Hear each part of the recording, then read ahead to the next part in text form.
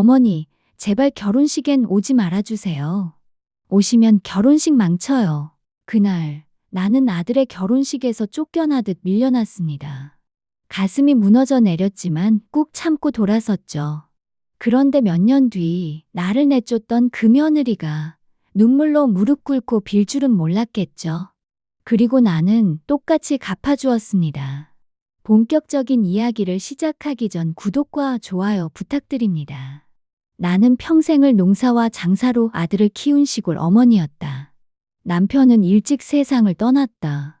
아들이 겨우 4살이었을 때 남편은 지독한 병에 쓰러졌고 그 길로 영영 돌아오지 않았다. 장례식이 끝난 날 마을 사람들은 다들 이제 과부의 삶이 고생길 시작이다 라며 혀를 찼지만 나는 고개를 숙이고 오직 한 가지 다짐만 했다. 내가 쓰러지면 이 아이도 같이 무너진다. 절대 쓰러질 수 없다. 농사의 무게. 나는 새벽 4시면 일어나 밭에 나갔다. 봄이면 고랑을 타고 모를 심고 여름이면 무릎까지 물에 잠겨 잡초를 뽑았다. 손등은 항상 갈라져 피가 맺혔고 발 뒤꿈치는 굳은 살로 굵게 일어났다.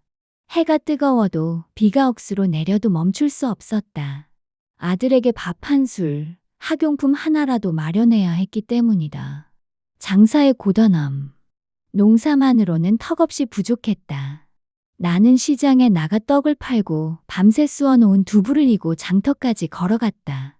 시장에서 들려오는 소리는 흥정의 고함과 웃음소리였지만 내 귀에는 늘 아들 학비를 채워야 한다는 절박한 소리로만 들렸다. 밤에 돌아오면 온몸은 천근만근 무거웠지만 아들이 곤히 자고 있는 얼굴을 보면 피곤도 눈 녹듯 사라졌다. 아들만이 삶의 전부. 아들이 첫 발을 뗄 때도 학교에 처음 가는 날도 나는 남편의 빈자리를 애써 감추며 웃어주었다. 운동회 날 다른 아이들 아버지가 달리기에 나설 때 나는 맨발로 트랙을 뛰었다. 우리 도연이 아버지 없는 애라 손해본다는 말 절대 듣게 하지 말자. 그렇게 마음을 다잡으며 나는 아버지이자 어머니가 되었다. 아들은 빠르게 자랐다. 내가 고단한 몸을 이끌고 밭에서 돌아오면 아들은 책을 붙잡고 있었다. 가난한 살림에도 불구하고 그는 공부를 놓지 않았다. 엄마, 나 꼭 사람 되어서 엄마 편하게 해드릴 거야. 그 말 한마디가 내 삶을 지탱하는 버팀목이었다. 중고등학교 시절, 학창시절, 학급 회비며 교복값이 항상 문제였다. 내가 벌어오는 돈으로는 빠듯했지만 나는 절대 포기하지 않았다. 밤에는 남의 집 일을 도와주고 명절이면 송편 빚어 시장에 내다 팔았다. 아들이 새 교과서를 받는 날 나는 몰래 책장을 쓰다듬으며 속으로 말했다. 이 책이 내 아들의 날개가 되기를. 아들은 공부도 잘했지만 마음씨도 고왔다. 친구들 도시락이 없을 때면 자기 반찬을 나눠주고 나 몰래 집에 데려와 밥을 먹였다. 나는 쌀독을 보며 한숨을 쉬었지만 아들의 선한 눈빛을 보면 오히려 든든했다. 이 아이는 반드시 잘 될 거다. 대학 합격의 날. 그리고 어느 겨울 마침내 그날이 찾아왔다. 아들이 대학에 합격했다는 소식을 들고 달려왔다. 합격 통지서를 손에 쥔 채 그는 숨이 가쁘게 말했다. 엄마, 나 해냈어. 그 순간 나는 눈물이 터졌다. 그동안의 피와 땀, 새벽마다 일어나 흘린 눈물이 전부 보상받는 듯했다. 하지만 등록금이 문제였다. 나는 바로 은행 대출을 알아봤다. 집 담보를 잡히라는 말을 들었을 때 가슴이 철렁 내려앉았지만 망설이지 않았다. 이 집은 내가 평생 지켜온 집이지만 그보다 중요한 건 아들의 미래다. 그렇게 해서라도 나는 아들을 서울로 보냈다. 첫 직장. 대학을 졸업하고 아들은 좋은 회사에 들어갔다. 정장을 입고 출근하는 아들의 모습은 내가 평생 꿈꿔왔던 그림 같았다. 월급날마다 그는 작은 봉투에 돈을 넣어왔다. 엄마, 이거 받아요. 이제부턴 내가 엄마 지켜줄게. 그때마다 나는 손사래를 치며 봉투를 밀어냈다. 얘야, 내 앞가림 잘하는 게 효도다. 엄마는 괜찮다. 하지만 속으로는 뿌듯했다. 아버지 없이 자라 홀어머니 밑에서 고생한 아들이 마침내 제 몫을 다 아는 어른이 된 것이다. 아들이 사랑한다는 여자를 처음 집에 데려왔을 때 나는 마음 한쪽이 설렜다. 드디어 이 아이도 가정을 꾸릴 수 있겠구나. 그동안 외롭게 혼자 키워온 아들을 생각하면 이제는 홀로 남지 않겠다는 안도감이 찾아왔다. 겉으로 보기에 며느리 될 아이는 흠잡을 데가 없었다. 단정한 차림, 고개 숙이며 건네는 인사, 어른 앞에서 공손한 말투. 하지만 이상하게도 그 눈빛은 차가웠다. 겉은 예의로 감싸고 있었지만 깊은 곳에서는 거리감을 두려는 기운이 느껴졌다. 나는 그 불길한 예감을 애써 외면했다. 젊은 세대라서 그렇겠지. 시간이 지나면 정이 들겠지. 결혼 한 달 전 나라든 말.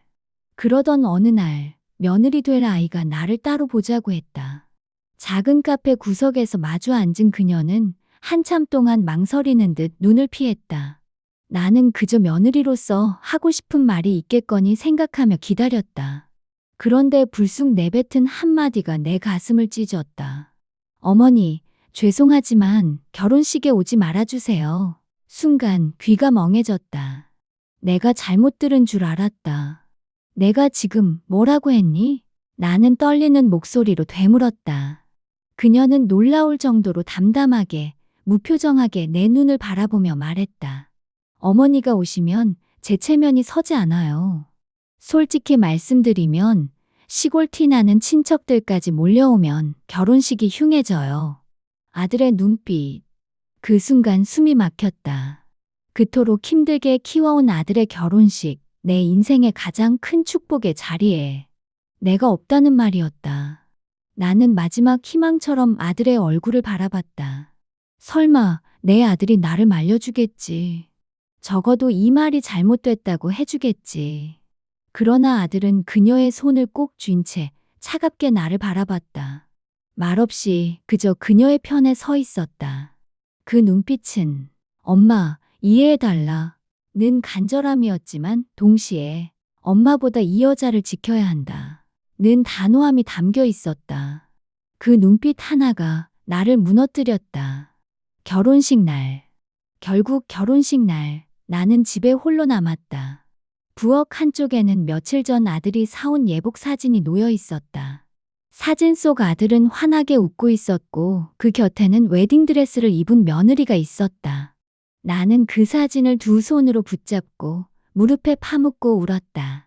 밖에서는 축포가 터지고 사람들이 웃고 떠들었을 것이다. 그러나 내 집안은 쓸쓸한 정적뿐이었다. 밥상 위에는 차려놓고도 손 떼지 못한 밥과 국이 식어가고 있었다. 나는 혼잣말처럼 중얼거렸다. 네, 아버지가 살아계셨다면 이런 꼴을 보게 두셨을까. 상처로 남은 기억. 그날 이후로 내 가슴에는 깊은 금이 갔다. 세상 누구보다 아들을 위해 헌신했지만 그 보답은 결혼식에 오지 말라는 말 한마디였다. 사람들 앞에서 축복받으며 눈물 흘리며 덕담을 건넬 기회조차 없었다. 그날의 상처는 나를 고독하게 만들었고 아들과의 관계마저 서서히 멀어지게 했다. 세월은 흘렀다. 나는 여전히 시골의 작은 집에서 조용히 살았다. 사계절 따라 밭을 갈고 닭을 돌보고 가끔 마을 장터에 나가는 것이 전부였다. 아들과 며느리는 도시에서 번듯하게 살고 있는 듯 보였다. 명절에도 잘 내려오지 않았지만 나는 애써 스스로를 위로했다. 바쁘니까 그렇지. 젊은 사람들이 사느라 정신없지. 그러던 어느 날 문득 대문 앞에서 인기척이 났다. 낯익은 실루엣. 하지만 예전의 화려한 기세는 어디에도 없었다. 초라한 귀환. 문 앞에 선 이는 며느리였다. 결혼식 날 나를 향해 차갑게 말하던 그 여인. 그러나 지금 그녀의 모습은 초라하기 짝이 없었다. 머리는 헝클어져 있었고 화장기 없는 얼굴은 창백했다. 한때 명품 가방을 메고 도시의 빛나는 불빛 속을 걸어 다니던 모습은 온데간데 없었다. 그녀는 떨리는 목소리로 내 이름을 불렀다. 어머니. 나는 차가운 시선으로 바라볼 뿐 대꾸하지 않았다. 그녀는 마침내 무릎을 꿇더니 바닥에 이마를 박았다. 눈물의 호소. 어머니, 제발 저 좀 도와주세요. 사업이 망했습니다. 빚쟁이들이 매일 찾아와 협박하고 이제는 숨을 곳조차 없어요. 아들도 저도 아무 힘이 없어요. 그 목소리는 피에 젖은 새처럼 떨렸다. 그동안 내가 알던 오만하고 날카롭던 며느리의 흔적은 보이지 않았다. 남은 건 두려움과 절망에 찌든 한 인간의 얼굴뿐이었다. 나는 천천히 다가가 그녀를 내려다봤다. 몇 년 전 결혼식장에 오지 말라며 내 가슴을 짓밟던 그 차가운 말이 귀에 다시 맴돌았다. 어머니가 오시면 제 체면이 서지 않아요. 침묵의 칼날. 나는 한참 동안 아무 말도 하지 않았다. 그 침묵은 며느리의 등에 무겁게 내려앉았다. 그녀는 점점 더 초조해지며 내 발목을 붙잡았다. 잘못했어요, 어머니. 제가 철없었습니다. 그땐 제가 어리석었어요. 제발 이번 한 번만 도와주세요. 눈물이 흘러 땅바닥을 적셨다. 그러나 내 마음은 쉽게 움직이지 않았다. 그녀가 내 앞에서 무릎 꿇은 모습은 통쾌하기도 서글프기도 했다. 그토록 지키고자 했던 체면은 어디로 갔는가? 그렇게 자랑스럽게 뽐내던 도시 생활은 어디로 사라졌는가? 마을 사람들의 시선. 때마침 지나가던 마을 사람들이 이 장면을 보았다. 그들은 서로 눈치를 보며 속삭였다. 아니, 저 여자, 그 유명한 며느리 아니요? 저렇게 울고 빌 줄도 아네. 그동안 어머니를 얼마나 무시했으면 세상에서 가장 낮은 자리에 앉은 며느리의 모습은 한때 그녀가 내게 건넨 말보다 더 큰 역설처럼 다가왔다. 차가운 한마디. 나는 마침내 입을 열었다. 내가 기억하느냐. 그날 내 아들의 결혼식 날. 내가 얼마나 울며 집에 남아 있었는지. 너는 그때 내 가슴에 평생 지울 수 없는 상처를 새겼다. 며느리는 흐느끼며 고개를 끄덕였다. 잘못했어요. 정말 잘못했어요. 어머니, 저를 한 번만 용서해 주세요. 나는 며느리의 흐느낌을 잠시 지켜보았다. 몇 년 전 내게 던진 차가운 말이 내 가슴에 선명하게 남아 있었기 때문이다. 어머니가 오시면 제 체면이 서지 않아요. 그 오만한 목소리, 그날 혼자 울며 아들의 결혼 사진을 붙들고 있던 내 모습이 떠올랐다. 하지만 이제 상황은 뒤집혔다. 나를 배척했던 그녀가 오늘은 내 발 앞에서 무릎을 꿇고 있었다. 이 아들을 불러내다. 나는 단호하게 말했다. 내 남편을 불러와라. 내 사정을 어미 없는 사람처럼 얘기하지 말고. 며느리의 얼굴은 창백해졌다. 그러나 결국 아들은 내 앞에 나타났다. 정장 차림이었지만 옷매무새는 흐트러져 있었고 얼굴엔 근심이 짙게 드리워져 있었다. 그는 작게 중얼거렸다. 엄마, 미안해요. 저도 지금 어떻게 해야 할지 모르겠어요. 나는 날카롭게 쏘아붙였다. 내가 그렇게 지켜주고 싶어 했던 아내가 지금 어떤 꼴인지 똑똑히 보아라. 그날 내가 내 뺨을 치면서까지 감싸던 여인이 오늘은 내 앞에 무릎을 꿇고 있지 않느냐. 아들은 아무 대답도 하지 못했다. 3. 법과 재산의 칼날. 나는 오래전 준비해 두었던 서류 뭉치를 꺼냈다. 내가 평생 일궈온 이 땅과 집 그리고 예금까지. 너희 결혼 전 이미 내 앞으로 명의를 넘겼던 거 기억하느냐? 아들은 고개를 끄덕였다. 나는 비웃듯 말을 이었다. 하지만 너희가 내게 저지른 일은 내 마음을 돌려놓기에 충분했지. 나는 변호사를 찾아갔다. 내가 효도와 부양을 다하지 않으면 그 재산을 언제든지 내 명의로 되돌릴 수 있다는 걸 알게 됐다. 며느리의 얼굴은 새하얗게 질렸다. 아들은 눈을 크게 뜨고 나를 바라보았다. 엄마, 설마. 나는 단호히 고개를 끄덕였다. 그래. 내가 결혼식에 오지 말라는 이야기를 했을 때부터 나는 너희에게 도움은 일절 주지 않기로 결정하고 모든 재산은 사회에 환원하기로 마음먹었다. 며느리는 바닥에 엎드려 오열했다. 제발 한 번만 살려주세요. 그땐 제가 너무 어렸고 철이 없었어요. 어머니를 욕되게 할 생각은 아니었어요. 제 체면만 생각하다가 제가 얼마나 큰 죄를 지었는지 이제야 깨달았어요. 그녀의 눈물은 진심이었을까? 아니, 그것은 살아남기 위한 몸부림에 불과했다. 나는 차갑게 웃었다. 내가 나를 내쫓았을 땐 체면 때문이라 했지. 그렇다면 이제는 내 체면을 내가 거두어 감아. 이 마을에서 내가 무릎 꿇은 이야기가 오래도록 회자될 것이다. 나는 아들을 향해 천천히 걸어가 손을 얹었다. 얘야, 나는 너를 원망했다.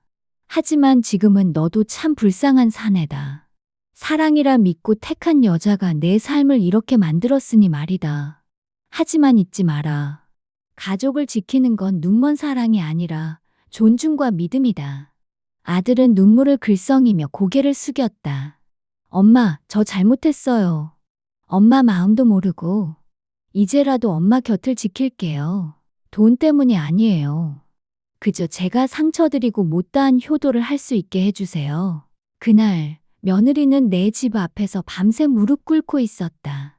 마을 사람들의 눈길을 피할 수 없었고 체면은 산산조각 났다. 나는 그제야 속으로 다짐했다. 복수란 상대를 무너뜨리는 게 아니라 그가 만든 업을 스스로 마주하게 하는 거. 존중 없는 사랑은 오래가지 못합니다. 체면만 줬다 보면 결국 자신이 지키고 싶던 모든 걸 잃게 되죠. 가족이란 서로를 존중하고 지켜주려는 마음에서 시작됩니다. 그리고 그 마음을 잃는 순간 가정은 무너집니다.